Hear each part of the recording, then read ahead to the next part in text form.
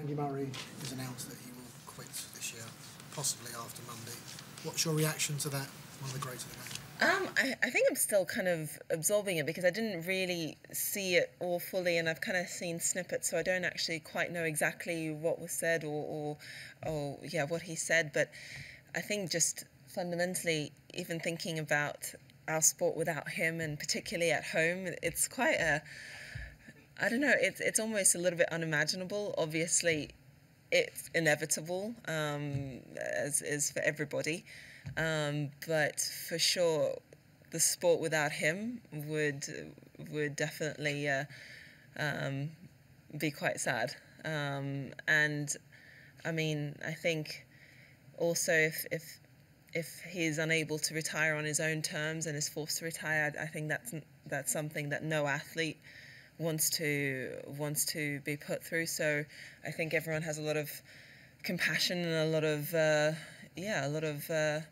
of sadness for him if he's being put into that position with his hip. So I mean, I honestly, I think I just can't imagine the sport without him, to be honest. He's just been there all the time. Probably more than any other player, Joe. He's been a great supporter of women's tennis. Yeah. Has that been appreciated in the locker room, I guess, and across the tour? That 100%. For sure. I mean, there's been so many examples of when he's stood up for us, and not just for women's tennis, but I think just generally women in general. I think he's also been blessed with 2 daughters, so I think he's grown up with obviously a really strong female role model in his mum as well, and I know his wife is also a really strong character, so I think he's just surrounded by really great, strong women. So he's, I guess, put that through in the way he's voiced his opinions and the way he's tackled some questions and issues that have been asked. And I think everybody's always been really appreciative of him, of how he stood up for the women's side of the game. What do you think the sport will miss about him most, or is it that sort of statesman-like position that he holds? I mean, I think he's got many different qualities and layers about him, some of which we don't even know, but what's come through.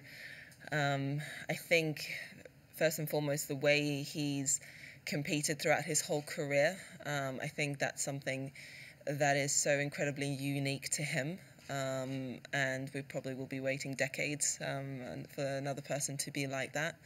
For me, I think one of the biggest things one of the most impactful things that he portrayed throughout his career is actually when I remember when he went through that stage where he really at the beginning of his career where he was getting injured a lot, or he wasn't as physically strong, and then I remember he went through this phase of this change of just really becoming like a beast of himself. I mean, he literally left no stone unturned. He became, and I've spoken about this a lot before, I feel like he really just maximized everything that he has, and every stone he literally left no stone unturned to bring the most out of himself. And definitely not all, and not many athletes and people can say that they did that in their career and their profession. They just really they maximized everything, they gave everything they had. And I think that's something that as an athlete to look up to, it makes me quite emotional, because that's just beautiful more than anything. He seems to have kind of helped every British player. He's taken an interest in every British player. So do you remember the first time that you met him, and kind of how has he helped you in your career? Well, I remember seeing him when I was in Barcelona. So I remember seeing him around when I was about 14, 15, when he was there at Sanchez as well, working with Pato at the time. And I remember my dad has even more clearer memories of seeing him train on court there. And then kind of, I think I mainly, around 2012 US Open time, I remember having some contact with him then, and then obviously more and more kind of throughout the years, and seeing him around, and and then, I mean, just watching him achieve what he's achieved. I mean, I don't know if that answered the question. So about yourself now, John. Yes. Really happy to talk about it because honestly, I'm still kind of in shock about the whole thing. How about your injuries and everything else? How did Sydney transpire, and what can you just fill us in on what happened there? Well, I mean, it was quite unfortunate. So I got through my first round of qualifying there, and I was preparing for my last round, and I was warming up, and I just basically my neck kind of seized up, and I could have turned left and I couldn't look up, so that made it particularly difficult to hit normal strokes and also serve. So it basically, yeah, there was just nothing to be done. It wasn't like a muscle spasm or anything like that. So it wasn't one of those things that warmed up. That's why I went out on court and tried, because I wanted to see if maybe it did, maybe it loosened off, and who knows what adrenaline and kind of getting into the match could do. But just it basically the range I had was the range I had, and yeah, I was hoping. After I had to withdraw, I then kind of thought, well, maybe if I can get in as a lucky loser and maybe not get scheduled for the next day, who knows, maybe on the Tuesday it would. I did get lucky loser, except I was scheduled for the next day and it wasn't any better. And to be fair, it wasn't even any better on the Tuesday either, so I didn't think I could have even played then. So it was just a bit of a random thing and unfortunate. But I can look up now for 2 days. It's okay now. Yeah, no. I mean, it's pretty much almost completely normal. Like I can live with this. So yeah, no, I'm very happy about that. But it's amazing how you don't realise how much you use your neck until you can't use it. How do you feel about drawing Isla again, having just played her? I mean, I'm not surprised. I don't know if you guys have noticed, but I seem to play the same players usually. Like, I generally play about a handful of players per year, and then we do a rotation.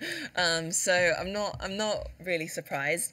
I think it's a great opportunity for me to play someone who I've just lost to, who played very well, and for me to I guess try and do better, to try and almost immediately essentially learn from how that match went, things that I could have done better, try to do them this time.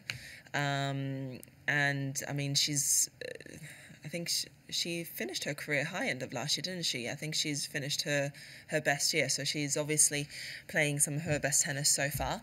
So that's a good opportunity for me to play against someone who's also in good form. Do you feel like you're managing to put into practice what you've been working with Dimitri on in the off-season, and how happy are you with where you are in your game? I think a lot of the work that we're doing it's not going to necessarily have immediate effect. I think a lot of the things take time to implement. Like with anything, it does take time to make it a habit, and also one that you don't have to think about anymore. I think overall, yes, I'm continuously working on the things that we're doing, and I definitely think I have that awareness of trying to do that during the match as well. But I think generally everything will take time.